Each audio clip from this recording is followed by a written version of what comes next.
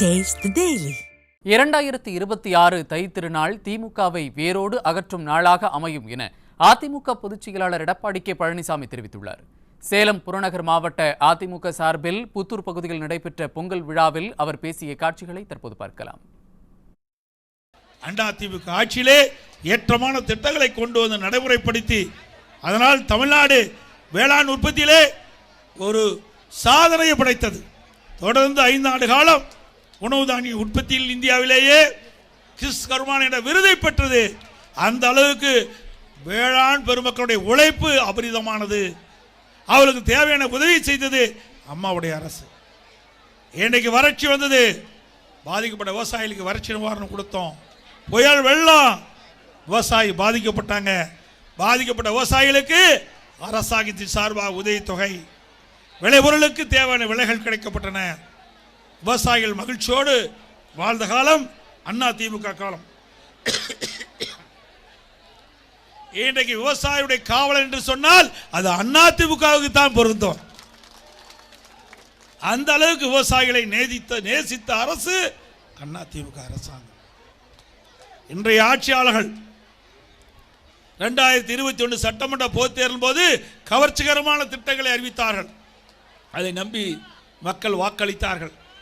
அதனால் கொள்ளைப்புறத்தின் வழியாக திமுக ஆட்சிக்கு வந்தது. ஆட்சி பொறுப்பேற்று 4 ஆண்டு காலம் உருண்டோடிவிட்டது. இந்த 4 ஆண்டு காலத்தில் நாட்டு மக்களுக்கு என்ன நன்மை செய்தார் என்று பார்க்கின்ற பொழுது பூஜ்ஜியம் தான் கிடைக்கப்பட்டது. எந்த நன்மையும் மக்களுக்கு கிடைக்கவில்லை.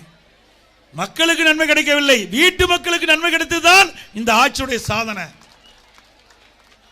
குடும்பத்தில் இருக்கின்றவர்களுக்கு ஆட்சி அதிகாரத்துக்கு வருவதற்காக இந்த ஆட்சியை பயன்படுத்திக் கொண்டிருக்கின்றார்கள். இன்றைக்கு நாட்டுக்கு ஒரு முதலமைச்சர், ஆனால் திராவிட முன்னேற்ற கழக அரசிலே 4 முதலமைச்சர் இன்றைக்கு நாட்டை ஆட்சிப்படுத்தி கொண்டிருக்கின்றார்கள். அதற்கெல்லாம் முடிவு கேட்கின்ற தேர்தல் 2026 தேர்தலாக இருக்க வேண்டும். அது நம்முடைய தேர்தல், மக்களுடைய தேர்தல், ஒட்டுமொத்த மக்களுடைய நன்மை கிடைக்கக்கூடிய தேர்தலாக அந்த தேர்தல் அமைய வேண்டும் என்று இந்த நேரத்தில் தெரிவிக்க விரும்புகின்றேன். இன்றைக்கு விவசாயிகள் நன்மை பெற வேண்டும் என்பதற்காக விவசாயிகள் உபதொழில் கால்நடை வளர்ப்பு, இன்றைக்கு பசுக்களை வளர்க்குறாங்க, ஆடுகளை வளர்க்குறாங்க, கோழிகளை வளர்க்குறாங்க. இப்படி கால்நடை உபதொழிலாக இருப்பது வேளாண் பெருமக்களுக்கு.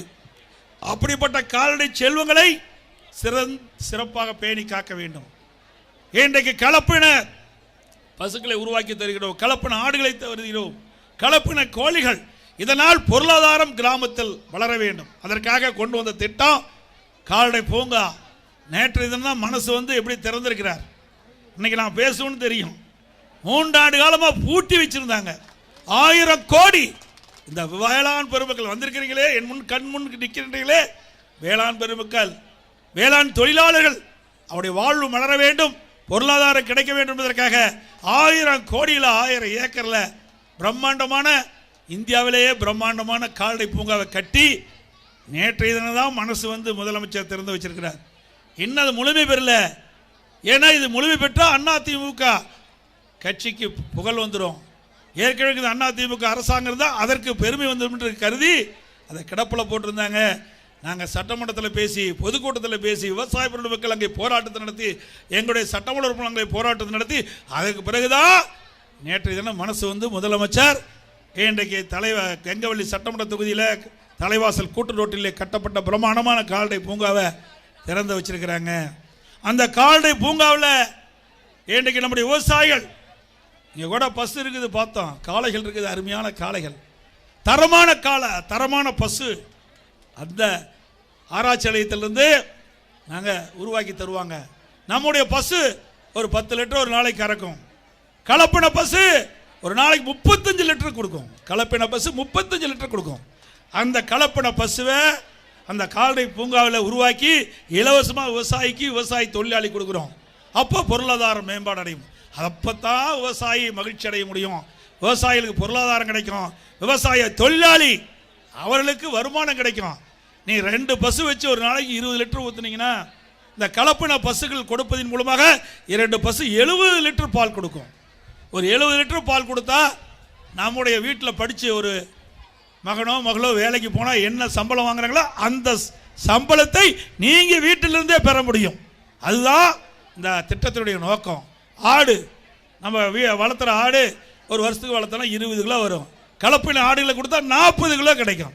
ஆடு, கோழி, இது மாதிரி கலப்பின பசு, கலப்பின ஆடு, கலப்பின கோழி, கலப்பின பன்றி, இப்படி மீன்கள் இதெல்லாம் அந்த ஆராய்ச்சி நிலையத்திலே உருவாக்கி நம்முடைய விவசாய குடிமக்களுக்கு, விவசாய தொழிலாளி கொடுக்கின்ற பொழுது கிராமத்தில் இருக்கின்ற பொருளாதாரம் மேம்பாடு அடையும். ஏன்னா நான் கிராமத்தில் பிறந்து வளர்ந்தவன், கிராமத்தில் என்ன கஷ்டம் இருக்குது என்பதை நான் உணர்ந்தவன். இன்றைக்கு நான் விவசாயம் செஞ்சுக்கிட்டு இருக்கிறேன். விவசாயியுடைய கஷ்டங்கள், விவசாய தொழிலாளியுடைய கஷ்டம் உணர்வுபூர்வமாக அனுபவபூர்வமாக அனுபவிச்சுட்டு இருந்தவன். அதனால தான் விவசாயத்துக்கு நான் முன்னுரிமை கொடுத்தேன்.